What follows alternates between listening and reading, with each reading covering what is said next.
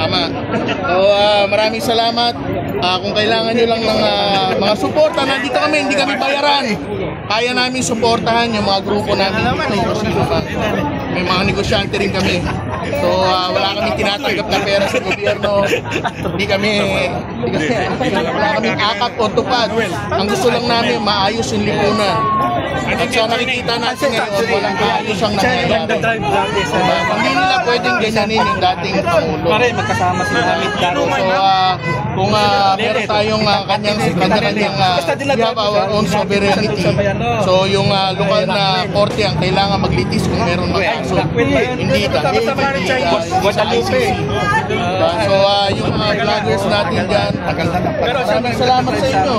Kasi, syempre, kayo yung nagiging boses habang ang mainstream media, marami na yung ginagawa. Sister Lelet! Mga ordinaryong tao kami, nandito kami para supportahan sila. Mama mo. Mama mo, kilala na si... Nangyayon ako dito para ihayag yung sa loobin ko na ito ang tama. Hindi kasi pwedeng nasa likod lang tayo ng computer. Hindi kasi pwedeng nasa likod lang tayo ng cellphone sumusuporta kay Duterte. Kailangan lumabas tayo para makita ng kapulisan, ng mga government officials natin na ito talaga, totoong mga tao tayo, mga Pilipino na gusto ng tunay na pagbabago. So matagal din po ako sa ibang bansa. So nakita ko kung ano yung suporta ni Duterte sa mga kapwa natin doon.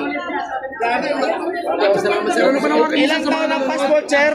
Panawagan ko sa kanila, kung alam nyo kung ano ang tama, pumunta kayo dito. Diba? Bilyon-bilyon na ang nawawala sa kaban ng bayan.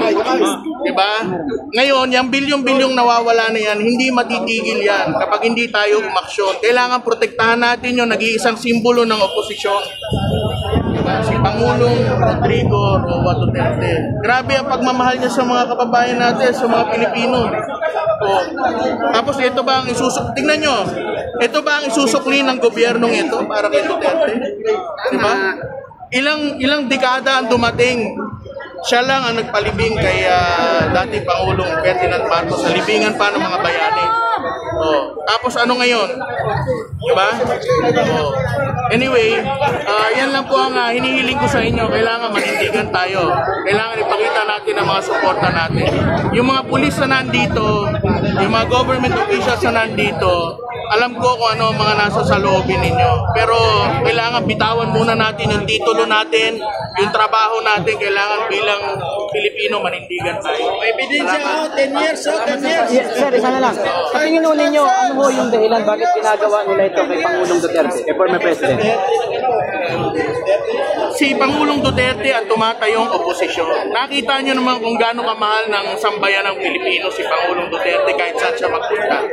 Alam natin na magiging resulta ng eleksyon kung hindi dadayain. Diba? So hindi natin kailangan tumanggap ng ayuda o ng kung ano pa man para malaman natin kung ano totoo. So isa lang ang dahilan dyan. Alam natin na gusto nilang kumapit sa kapangyarihan. Diba? So yung nangyari na lang kay Vice President Sara Duterte, nakita nyo naman, diba? Confidential funds. Kung kailangan ng accountability ng sambayan ng Pilipinas sa confidential funds, lahat ng kongresista, dapat maging accountable sila sa lahat ng pinamimigay nilang pera. Bilyon-bilyon ang pinapalabas silang pera dyan. Asa na accountabilidad? May nagtatanong ba sa kanila? Sabay-sabay natin silang litisin. Yun lang yun. Kasi sabi nga ni Congressman Juan de sa Mindanao, ang 6 billion daw na farm ay hindi accountable daw, hindi liquidation, hindi liquidate. Yung 125 million nililiquidate. Saka kailangan mabago ho yung sistema na liquidation by certification. Pag bumoto tayo, dun tayo sa mga nangangako na tatanggalin yung liquidation by certification na yan. Yan, Attorney Vic. Dahil isa lang ang ibig sabihin yan. Pag sinabi ng kongresista ninyo o ng senador ninyo na pera na-liquidate ayon sa anumang proyekto nila, ganun lang. Walang resibo, diba? Grabe, kinukuha yung pera ng sambayanan ng ganun-ganun lang. Anyway, ako umaapila sa inyo kasi hindi lang para sa akin to, para sa mga magiging anak natin to, para sa mga kinabukasan ng Pilipino to. 3 years pa, para po, Pangulong Bongbong Marcos. Tingin niyo po, 3 taon ang mga asa ng Pilipino. Sa 3 taon na yan, wala tayong inais kundi kaayusan.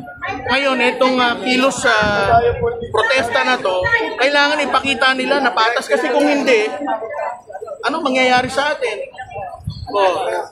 Diba? Sa 3 taon na yan, alamang magpe-prepara sila para magpatuloy sila sa pangyarihan. Walang bayad! So, kailangan natin paghandaan lahat yan. Kung mahal sila ng tao, bakit hindi? Tuloy nila. O kayo, babalik ko sa inyo ang tanong. Gusto nyo pa ba yung mga nangyayari dito? Hindi na, sir. 80 anyos na dating Pangulo. Diniditinin nila. Ganyan ang ginagawa nila. Abogado pa yan. Ikaw na hindi abogado.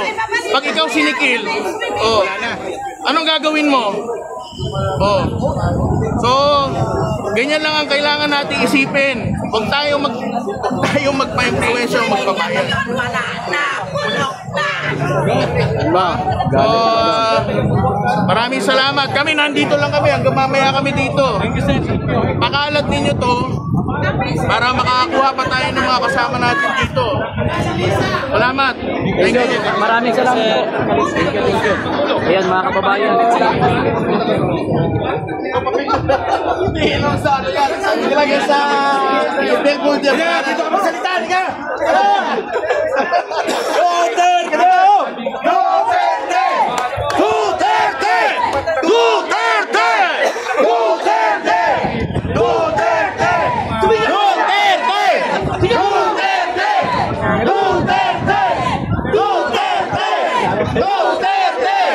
Duterte! Duterte! Duterte! Duterte!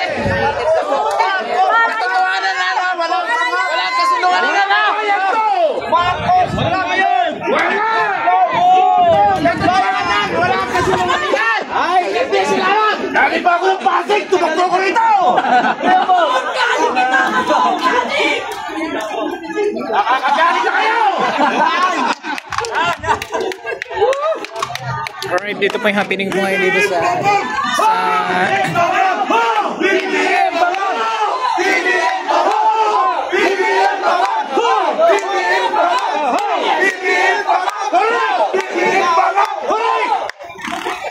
Sino malakas doon? Ibalik mo yung ginto! Nasaan yung pinenta yung dito? Tumakas na! Nasa tapat na! Natotohanan lamang ha! Tumakas na! Nasa tapat na! Ibalik mo yung 60 million! Kapila ng PhilHealth! Di ba nagsisigaw?